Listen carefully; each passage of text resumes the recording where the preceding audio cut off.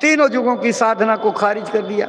अच्छा देखो, कुछ लोगों के मन में ये आ रहा है, अरे भूल चूक में गोसाई जी ने एक लाइन लिख दी होगी। ऐसा नहीं है, कई जगह लिखा है, कालिमा करम न धर्म विवेकू, राम नाम अवलंबन एकू। और पढ़िए, कृतयुग त्रेता द्वापर, पूजा मख और जोग, जो गति होई सो कलि हरि नाम ते पावहि लोग।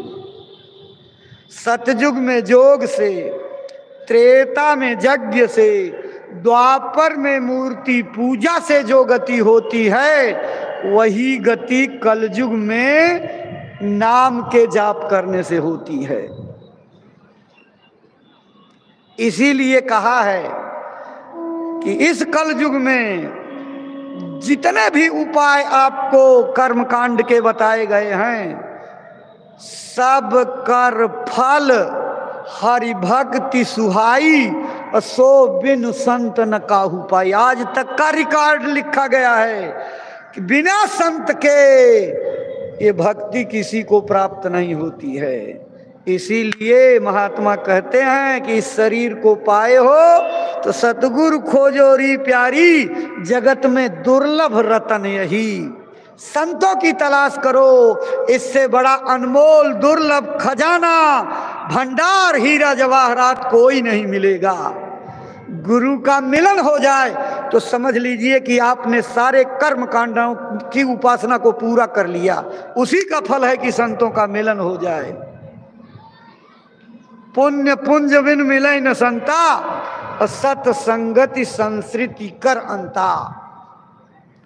बिना पुण्यों के समूह के गुरु से मिलन नहीं होगा। इसलिए गुरु की खोज करो, खोज करो, और जब गुरु मिल जाएं तो अपना सब कुछ उनके चरणों में समर्पित कर दो। क्योंकि गुरु अज्ञान रूपी अंधकार से निकाल करके ज्ञान रूपी प्रकाश में खड़ा करने का संकल्प लेकर के आते हैं और कहते हैं, आवाज लगाते हैं, हम आए वही देश से जहां तुम्हारो धाम, तुमको घर पहुंचावना एक हमारो काम। इस जीवात्मा को जगा करके अपने घर ले जाने के लिए।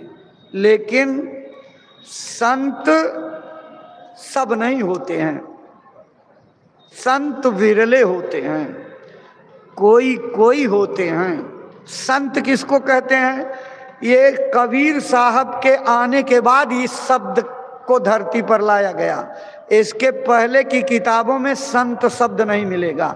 साधु मिलेगा, ज्ञानी मिलेगा, तपसी मिलेगा, राजर्षि मिलेगा, ब्रह्मर्षि मिलेगा, सन्यासी मिलेगा, हंस मिलेगा, परमहंस मिलेगा, साध मिलेंगे। इससे आगे का दर्जा नहीं खुला था, इसके आगे तक की पहुंच नहीं खुली थी।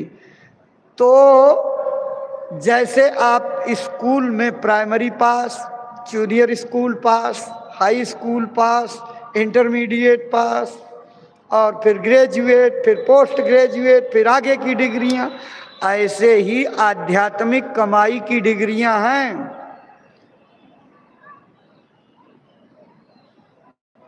इनमें भी इसी तरह से राजर्षि से ब्रह्मर्षि, ब्रह्मर्षि से तपी, तपी से जो है सन्यासी, सन्यासी से जोगी, जोगी से जोगेश्वर, जोगेश्वर से हंस, हंस से परमहंस, और उसके ऊपर साध गति।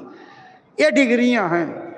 इनका स्थान निश्चित है कि इस मुकाम तक जाने वाले ये पद पर होते हैं। प्रथम स्थान जो आपको कल परसों महाराज जी बताएंगे, उस स्थान तक पहुंचने वाले को जोगी कहा जाता है। दूसरे स्थान पर पहुंचने वाले को जोगेश्वर कहा जाता है। उसके ऊपर पर पहुंचने वाले हंस होते हैं, उसके ऊपर जाने वाले परम हंस होते हैं, प्रकृति लोक तक।